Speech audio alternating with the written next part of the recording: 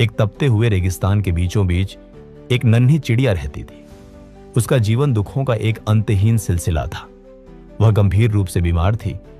उसके कोमल पंख झड़ चुके थे और शरीर पर एक भी पंख नहीं बचा था। वह उड़ना तो दूर, ठीक से चल भी नहीं पाती थी। न रहने को घर, न पीने को पानी और न ही खाने को दाना। वह बस जलती हुई रेत पर अपनी मौत का इंतजार कर रही थी। एक दिन एक सुंदर सफेद कबूतर उस रेगिस्तान के ऊपर से गुजर रहा था। वह बहुत खुश और शांत लग रहा था। चिड़िया ने हिम्मत जुटाकर उसे रोका और पूछा, भाई, तुम कहां जा रहे हो? कबूतर ने धीमे से कहा, मैं स्वर्ग जा रहा हूं, भगवान से मिलने। चिड़िया की आंखों में उम्मीद की एक चमक जागी। उसने हाथ जोड़कर कहा, भाई, क्या तुम मेरे लिए भगवान से एक सवाल पूछोगे? उनसे पूछना कि मेरी किस्मत में ये दुख कब खत्म होंगे, मेरे अच्छे दिन कब आएंगे।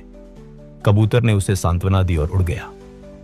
जब कबूतर स्वर्ग पहुंचा और देवदूत को चिड़िया की हालत बताई, तो देवदूत ने अपनी किताब देखी और उदास होकर कहा, भगवान ने उसके भाग्य में 10 साल का दुख और लिखा है, उसे अभी और तड़पना होगा।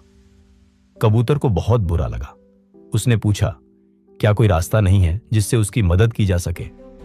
देवदूत ने मुस्कुराते हुए एक रहस्य की बात कही, एक रास्ता है।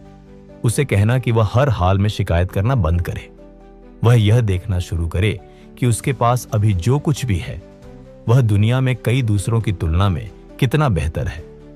उसे बस हर पल एक ही बोलना है, हे भगवान, इस स्थिति में भी मुझे दूसरों से बेहतर रखने के लिए आपका शुक्रिया। कबूतर ने वापस आकर चिड़िया को भगवान का यह संदेश दिया। चिड़िया ने तय किया कि वह अब अपनी किस्मत को नहीं कोसेगी। जब वह दोपहर की चुभती हुई रेत पर गिरती तो वह रोती नहीं। वह सोचती, शुक्र है भगवान, मेरे पास अभी भी सांसें हैं, जबकि कई जीव आज इस गर्मी को सह भी नहीं पाए। आपका शुक्रिया। जब उसे भयंकर प्यास लगती और पानी की एक बूंद भी नहीं मिलती तो वह कहती, शुक्र है भगवान, मेरे शरीर में अभी भी इतनी जान है कि मैं जिंदा हूं और पानी की उम्मीद कर सकती हूं। आपका शुक्रिया। जब बीमारी से उसका शरीर और कमजोर होता तो वह कहती, हे ईश्वर, आपने मुझे अभी भी सुरक्षित रखा है, जबकि शिकारी पक्षी कितनों को मार देते हैं। जो मेरे पास है उसके लिए आपका शुक्रिया। धीरे धीरे चमत्कार होने लगा। जहां चिड़िया शिकायत करती थी वहां अब शुक्रिया के शब्द थे। जैसे जैसे उसका मन हल्का हुआ, उसके शरीर पर नए और रेशमी पंख आने लगे। देखते ही देखते उस सूखे रेगिस्तान में काले बादल छा गए। मूसलाधार बारिश हुई और वहां एक सुंदर तालाब बन गया।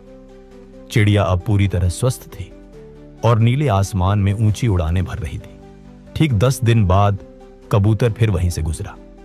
वह अपनी आंखों पर विश्वास नहीं कर पा रहा था। जहां रेगिस्तान था वहां अब हरियाली थी। उसने तुरंत स्वर्ग जाकर देवदूत से पूछा, आपने तो कहा था उसे 10 साल तड़पना होगा, फिर यह 10 दिन में कैसे मुमकिन हुआ? देवदूत ने गंभीर आवाज में उत्तर दिया, हां, उसके भाग्य में 10 साल का दुख था, लेकिन जब उसने दूसरों की तुलना में अपनी नेमतों को देखना शुरू किया तो उसकी कृतज्ञता ने उसके कर्मों के बोझ को जला दिया। शिकायत करना जीवन को भारी बनाता है और शुक्रिया अदा करना जीवन को हल्का। उसने अपनी सोच बदलकर अपनी किस्मत बदल ली। दोस्तों, हम अक्सर यह गिनते रहते हैं कि हमारे पास क्या नहीं है, लेकिन अगर हम मुड़कर देखें तो हमारे पास जो है वह दुनिया के लाखों लोगों के लिए सिर्फ एक सपना है। आज से ही अपनी कमियों को नहीं, अपनी खूबियों को गिनना शुरू करें। अगर आपको यह कहानी पसंद आई हो तो इसे लाइक करें, अपने दोस्तों और परिवार के साथ शेयर करें और ऐसी ही प्रेरणादायक कहानियां सुनने के लिए हमारे चैनल को सब्सक्राइब करना ना भूलें। धन्यवाद।